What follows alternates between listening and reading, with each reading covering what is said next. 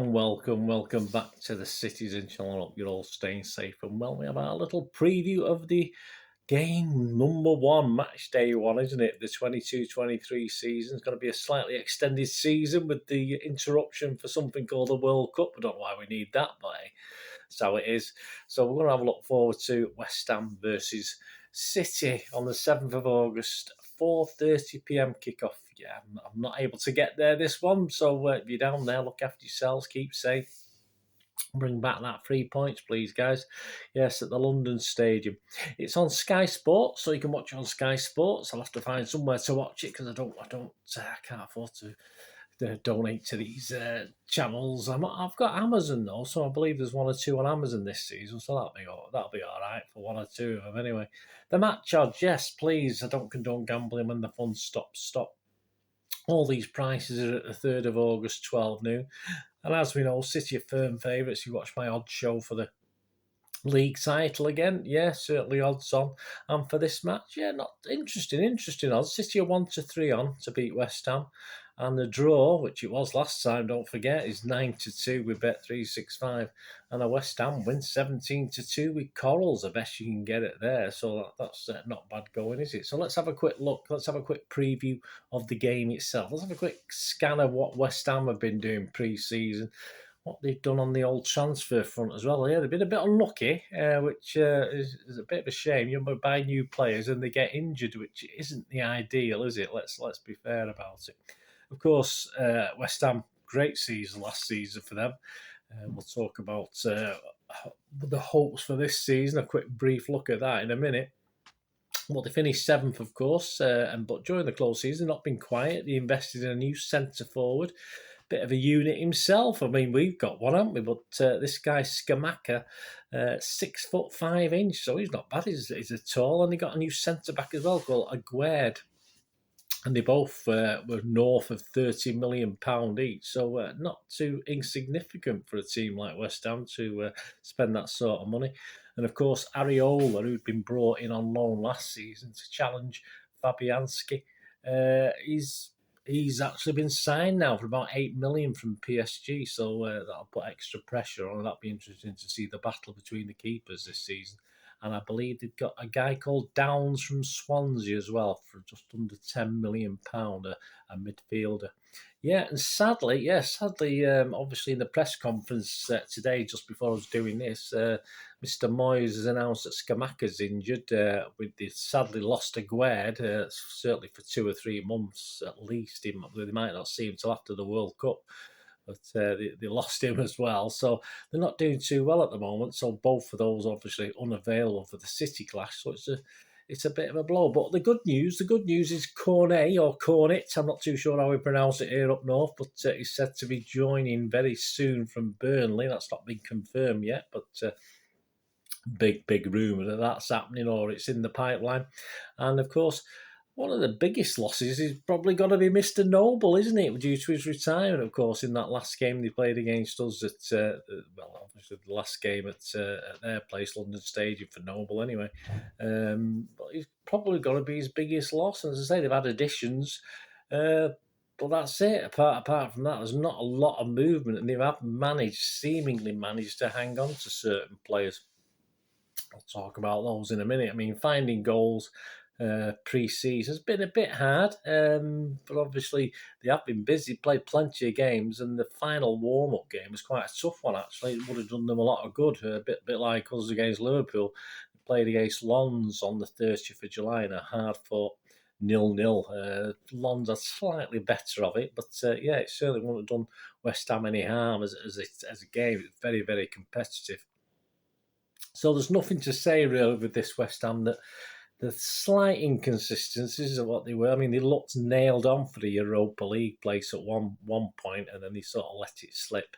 There's nothing perhaps to say for me based on those signings and the fact they've come up injured, etc., that these inconsistencies will necessarily disappear this year.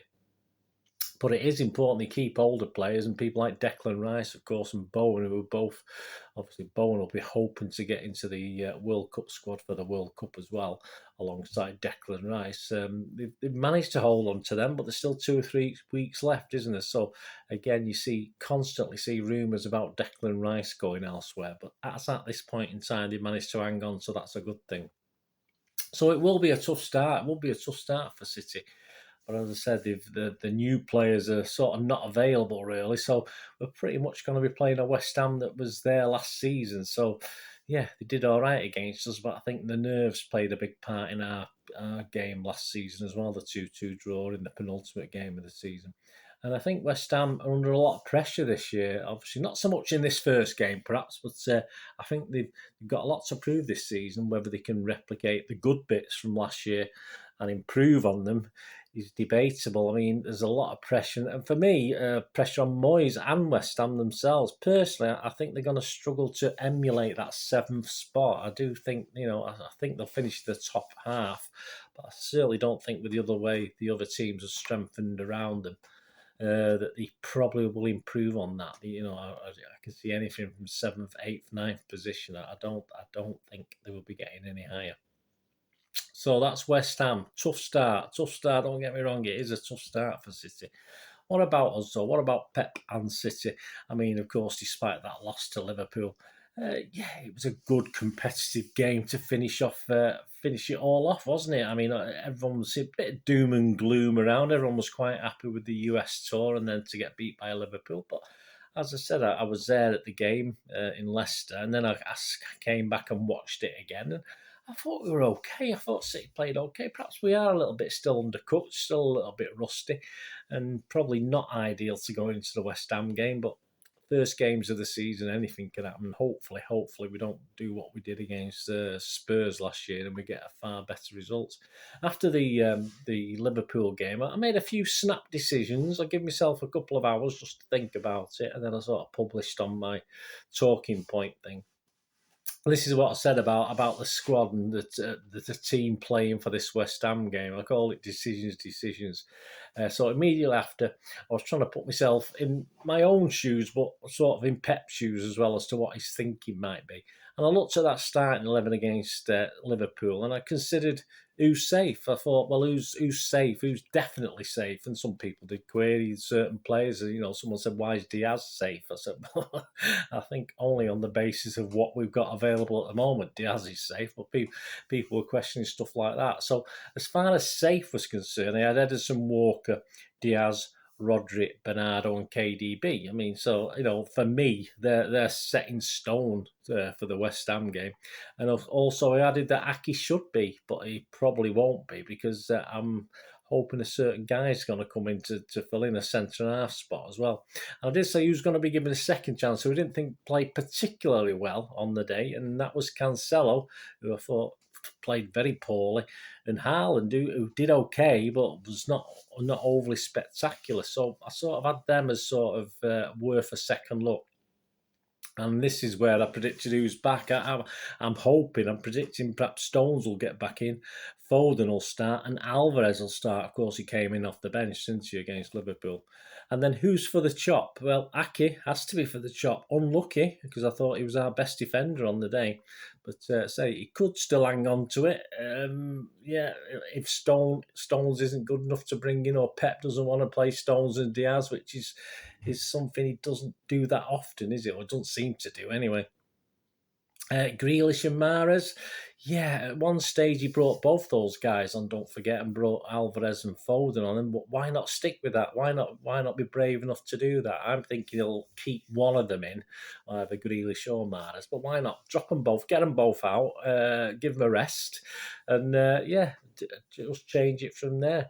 So super subs as well, guys who didn't get real chance against Liverpool and could do something. Obviously, Gundogan's always there, isn't he? But he's doubtful. But Phillips, I mean, you could utilise Phillips in a position against West Ham.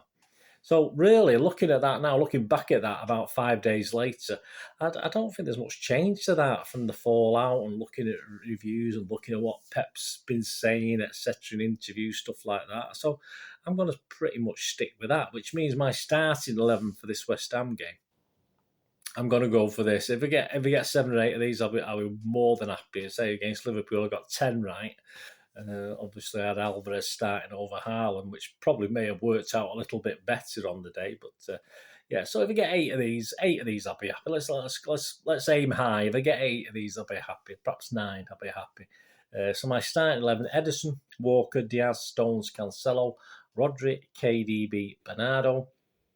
I think that middle three is set in stone, isn't it? In all fairness.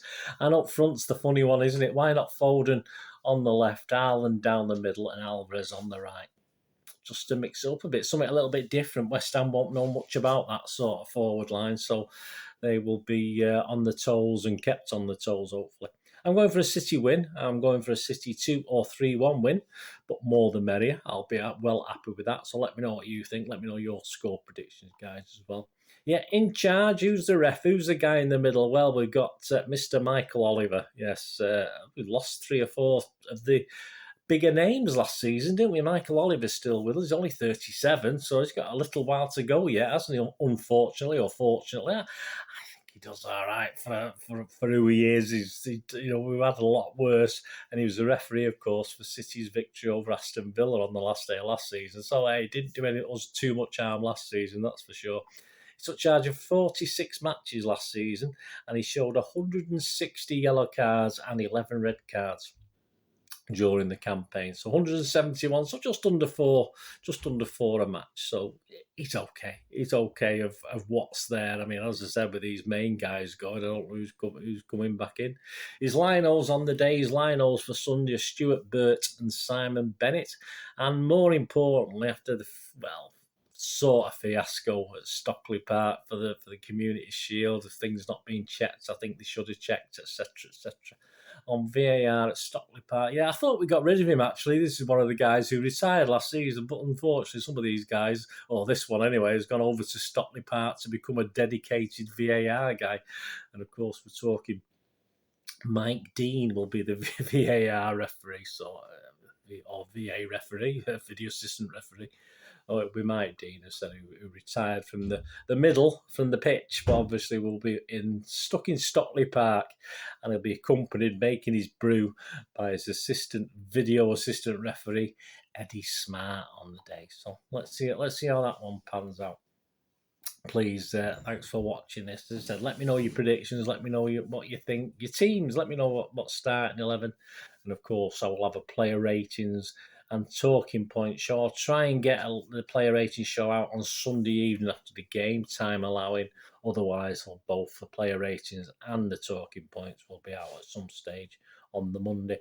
And please, Monday night, don't forget, it'll be the 3rd one now. Yeah, I've done a couple. Plenty of people turning up for it. Much appreciated. It'd be great to have you on. 7 p.m. UK time, Citizen Channel Live. So it's on YouTube. So if you get onto my channel and just click the notifications, and you'll know when I go live then on 7 p.m. on Monday evening. It's the 8th of August, isn't it? And we can talk all about this West Ham game and look forward to the Bournemouth game. We did a few player ratings last week, a few little judgments on players, etc., etc.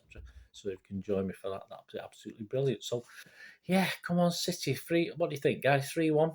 I'll take 5-1, but I'll take 2-1. I'll take 1-0, but see, be an interesting game. Be interesting to see how we kick on with this. A lot of people, a lot of positivity, but there's still a little bit of negativity as well. So we'll see. Well, let's meet up again afterwards and talk about it. Thanks for watching, guys. Please, until we meet again, that's one thing, don't I? Please stay safe, Blues. Come on, City. Thanks for watching. Bye for now.